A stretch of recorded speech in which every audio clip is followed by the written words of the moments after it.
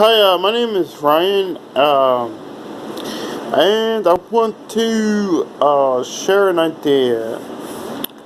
I think it's important. So basically, the angels told me that the music in heaven, you know, music, Ryan, is the trumpet for humanity's spirit.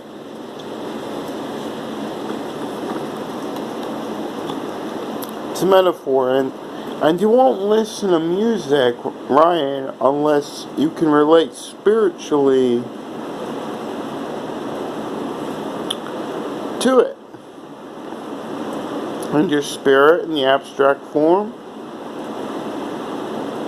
is found in your personality, and your personality is everything that you choose to paint your life with. It includes your religions, it includes your morals, it includes your favorite colors, your favorite movies, your hobbies, if you're a musician, what instruments do you like, if you had the money to buy, any car, what car would you buy, what kind of clothing would you buy? You have to buy things to get it most of the time, so I said buy. Sometimes things are just given to people. But, whatever you paint your life with is what your spirit looks like in the abstract form. And Ryan believes every human has a spirit and a soul.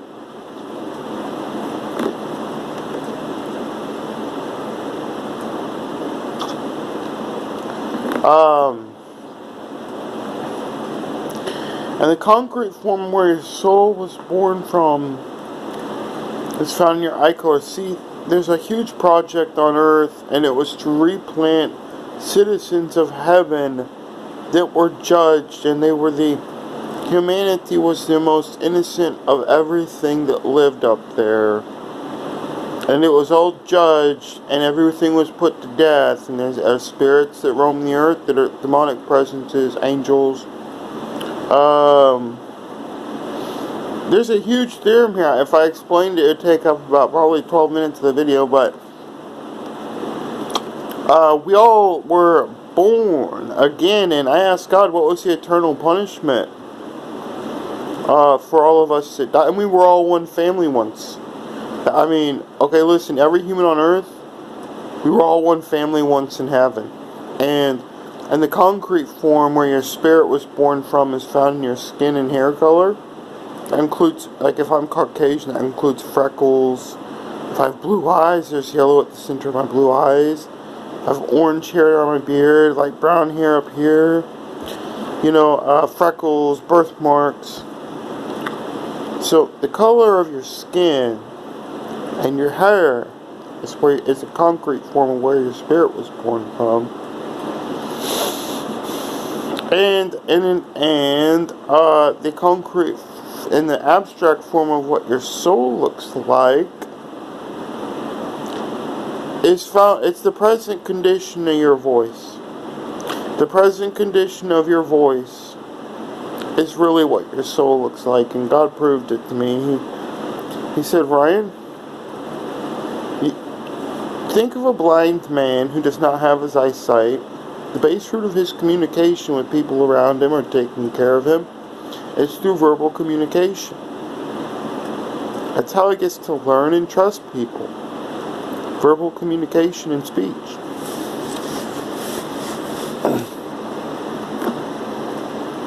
So, I know, and I said, wow, yep. And people's voices can change too. He told me it's the way your mind considers reality, and what you think about and how you live. If you choose to change your living or your habits or things that you believe in, like you don't like the sound of your voice will change when you're thinking about life or morals or ideas. Change. Your voice will change. It can change. So, anyways, the present condition of what your soul looks like is found in your voice, and that's the abstract form.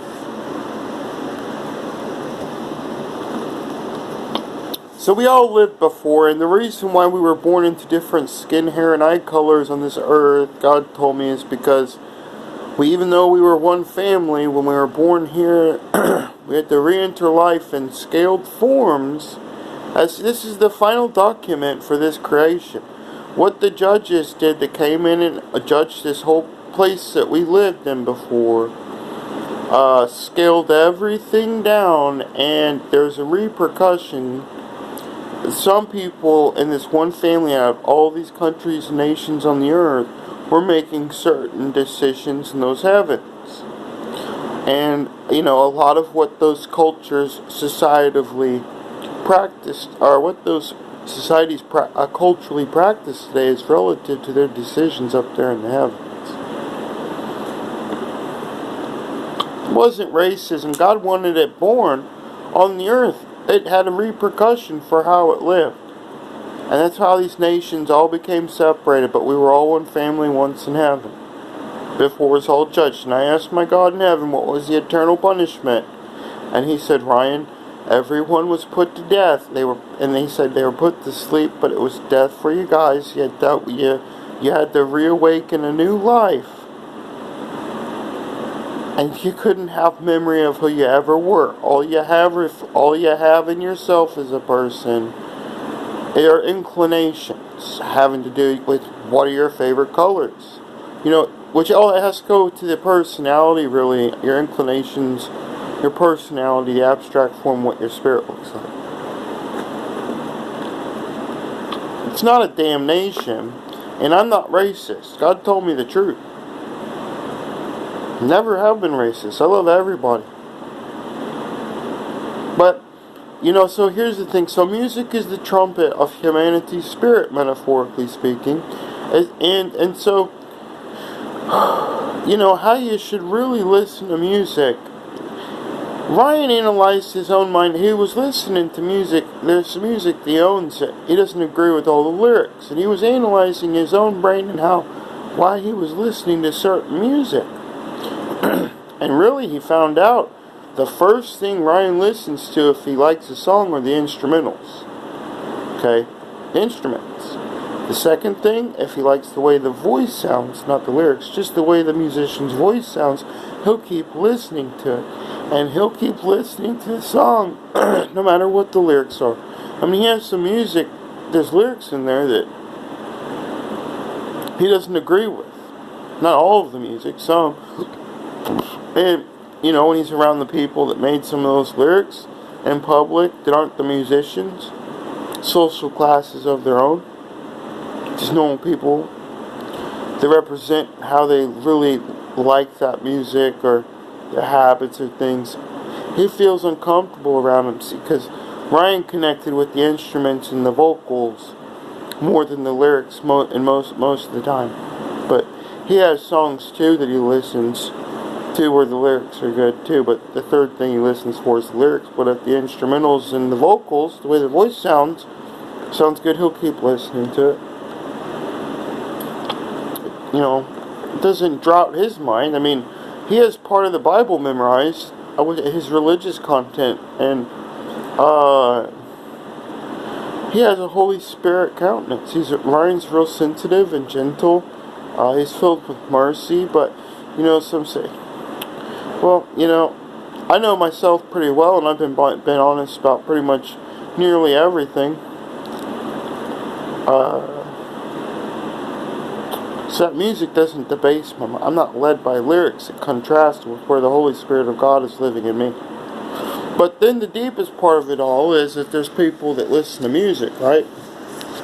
And there's people that listen to music that don't play an instrument, but when an artist that listens to music made by other people is a musician himself, the music that artist produces, not rewriting chords from other songs and playing other people's songs.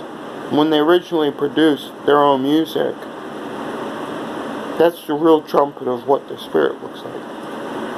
It's the trumpet for this. It's what their spirit looks like, the music they produce. And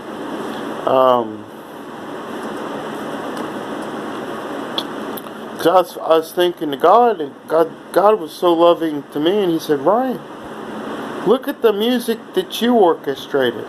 And he watched over all of his guitar playing videos on YouTube, his piano playing, and he realized, and none of that was taught to him. Only thing teaching him, if anybody ever lied, all the music that he plays in that guitar is original while he's humming.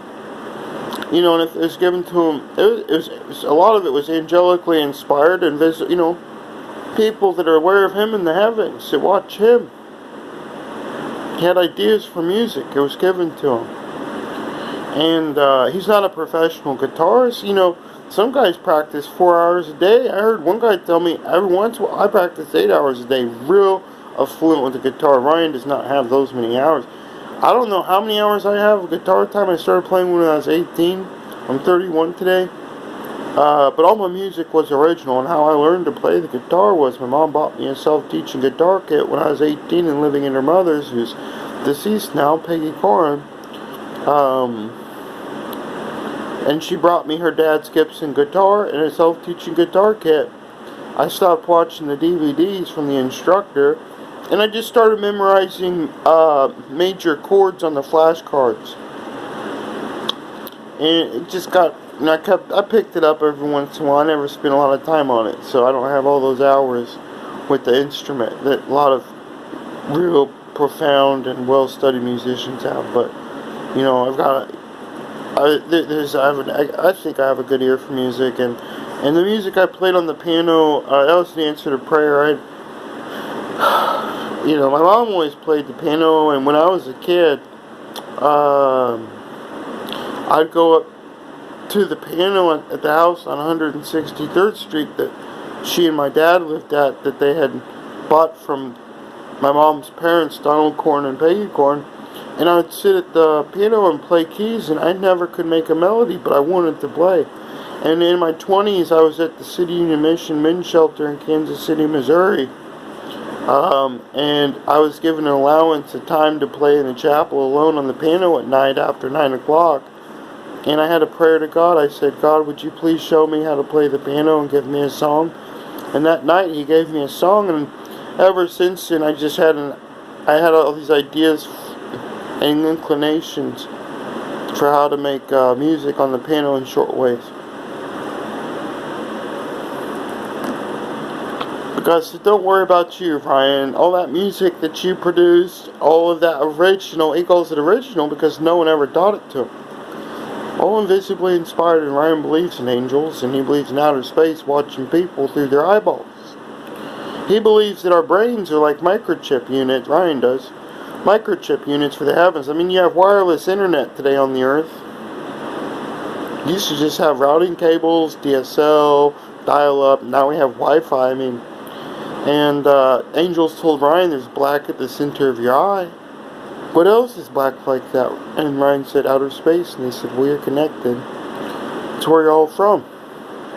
Outer space. But they told them that we watch people through their eyes. And so, you see, you drive, like for instance, you drive past a car, you're friends with God or angels and ideas and beliefs like that, which mostly Christians do.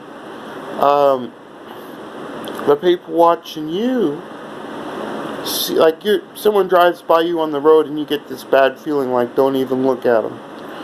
Well, there's angels that ain't there. Well, they're watching you, Ryan, and they see these people approaching you in traffic. And when you get those feelings not to look over, it's because we didn't like what they were seeing or thinking about you while you're driving your car. But pretty much, see, our lives, they told me, they write books on our lives as people. They write books on people's lives and choices, and they also have live video, pretty much, of all the humans' moments while it's been interacting with things around it. And, but, so that's, just something you'd have to have faith in. We're being monitored. That's probably the most unbelievable part of all this, but, God bless. And I hope you don't write this off as my imagination, Ryan Michael Poe's imagination. It's a reality.